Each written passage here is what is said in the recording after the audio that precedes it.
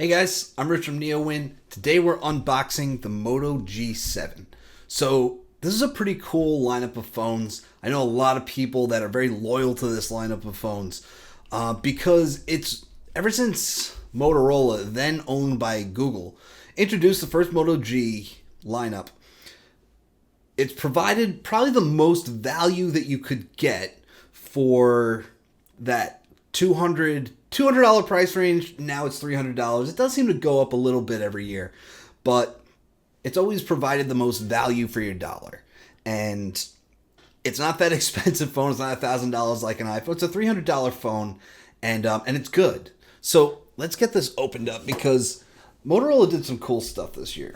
All right. Well, they did a lot of cool stuff last year too, and I did review that phone, and I was very impressed with it. So here we have it. Now, Motorola sent me the white model. It also comes in black.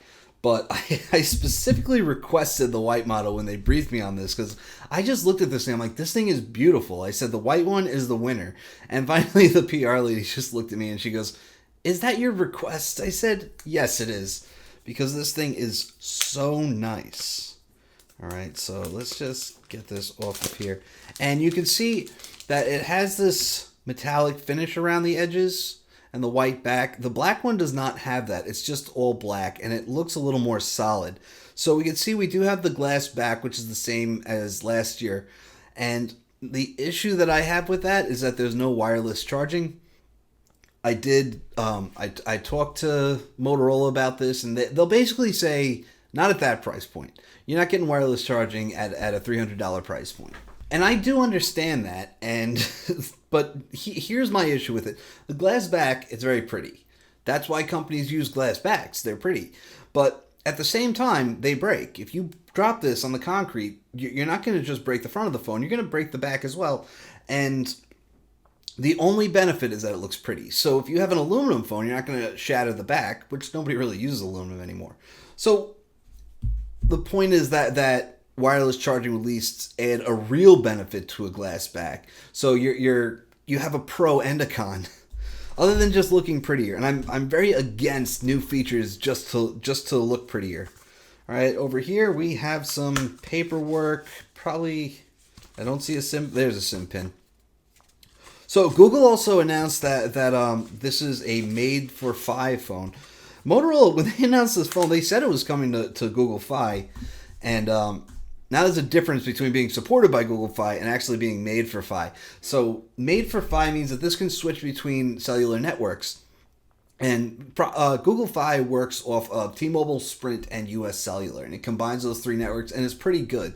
So a made by Fi phone is worthwhile, especially if you use that network. And if you buy it for Google Fi, I keep wanting to say Project Fi, it's $249. So you get $50 off if you activate it with Google Fi.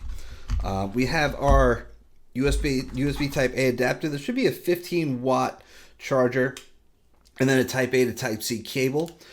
Should be a 15-watt charger because this phone does support 15-watt turbo charging.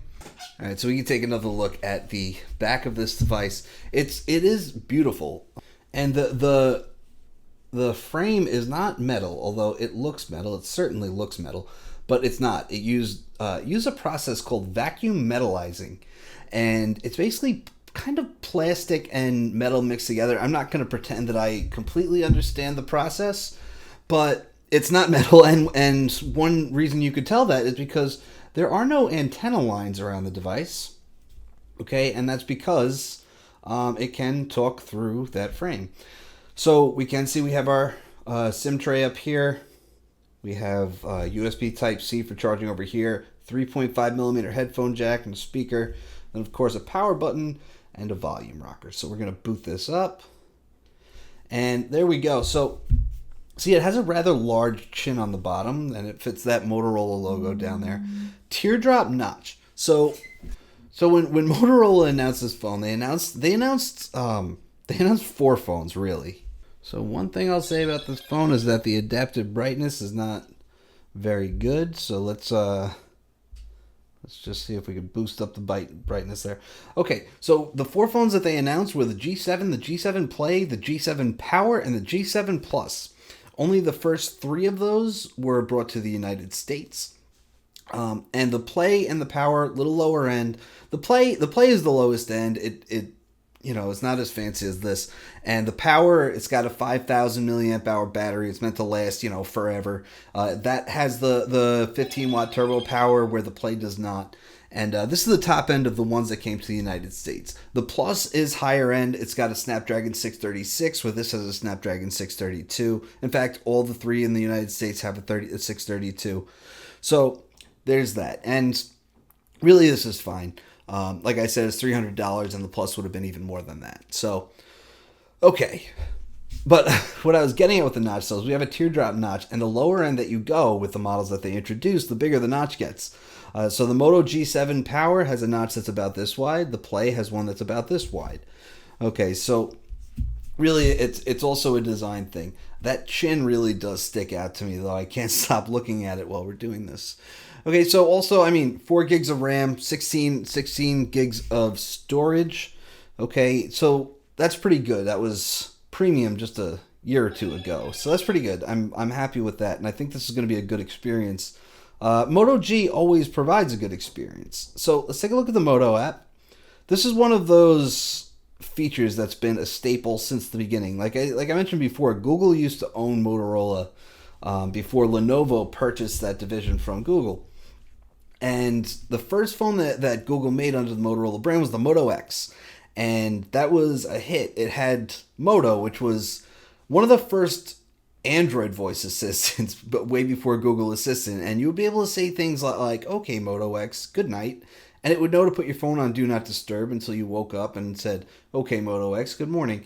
And it was a really cool feature. But pretty much Google Assistant came along and killed it. So there are a ton of other things that Motorola has added over time, like Moto Display that gives you control over your screen.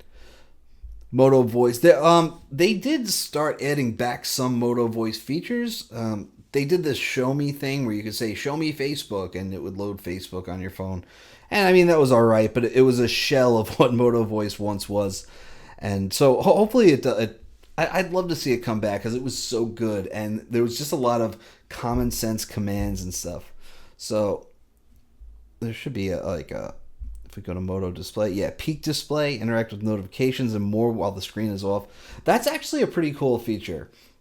A lot of phones these days have always on displays where it shows you the time and maybe notifications. Motorola started doing a thing where you could actually pull the notification down to the unlock button and actually just go straight to that notification. Keep the screen on while you're looking at it. That's pretty cool. But one of the things that I really like about the Moto features is that, one, Motorola's version of Android is pretty close to stock, as we can see. But they do add some stuff on top of it, and that comes through Moto. And it's all pretty common sense stuff. And it's a good way to add new features without bloating up the OS like companies like Samsung do. I like it a lot. I'm actually a big fan of Motorola's software, and I do wish that they did a little more with their flagship hardware. But as far as their budget hardware goes, the G series is always amazing. So this display that you're looking at, that is 1080p. I believe it's 19 by 9. I could be wrong, but it's 2270 by 1080, and it's 6.2 inches. So, by the way, 6.2 inches is not big by really any standards. It's very comfortable to hold. It's very light, and I like how it's flat. I don't like phones with curved screens. I think they did a great job with the design. So, but 6.2 inches is not big because, remember, we had phones that were 6 inches just a few years ago, but they were 16 by 9. So these are measured diagonally. So the taller the phone is, it's still narrow. It's still not that tall because 6 inches at 16 by 9 was much bigger.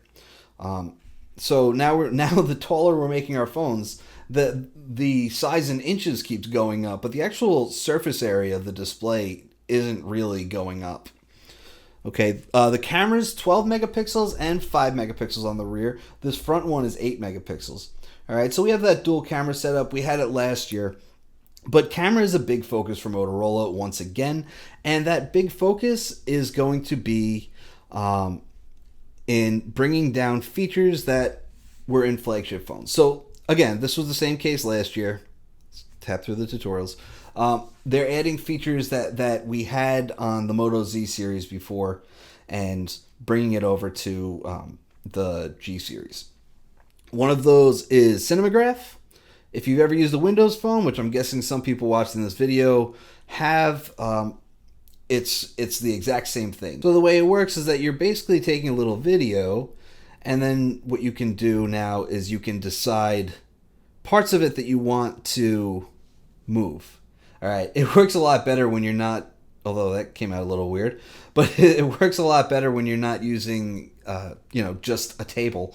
When you're actually using something, an object that's moving, you just want to see that one object move, it works pretty well. Although this, even for just a table, this came out really weird. On the front camera, you can blur your selfies. It says add an artistic blur effect, change the scenery. So basically what they're talking about is portrait mode in the front camera. So you can see there's only one lens. This is something that Motorola did do before with the Moto Z3 and the Z3 Play. So again, we're talking about bringing features down from the flagship line. So that's the G7. Again, as far as design goes, it's the nicest one out of the ones that they announced. This thing is a beautiful device. I kind of fell in love with it because it's simple, elegant, sleek, and it just hits the right marks. It's not going too far. Like another phone that I love, I have it right here, is actually the Huawei Mate 20 Pro. And one thing about this phone, it has the curved screens, and it's actually hard to interact with. And it's like they went a little bit too far trying to make it really nice. And I think Motorola just did it right with this one. I don't think the black one is as nice. I think the white one is the winner. I think it's the one you're going to want. But that's just me. You can probably check it out in your local Best Buy or something. You might want to think about getting Project Fi or Google Fi because Google Fi is awesome. The service is fantastic. Switching between the three phone networks is all you're going to need. So that's it. This thing is $249 on Google Fi, $299 if you buy it from Motorola or anywhere else. And totally worth it as far as I'm concerned. And I'll have a full review in, a few weeks. So come back for that. I'm Rich from NeoWin. Have a great night.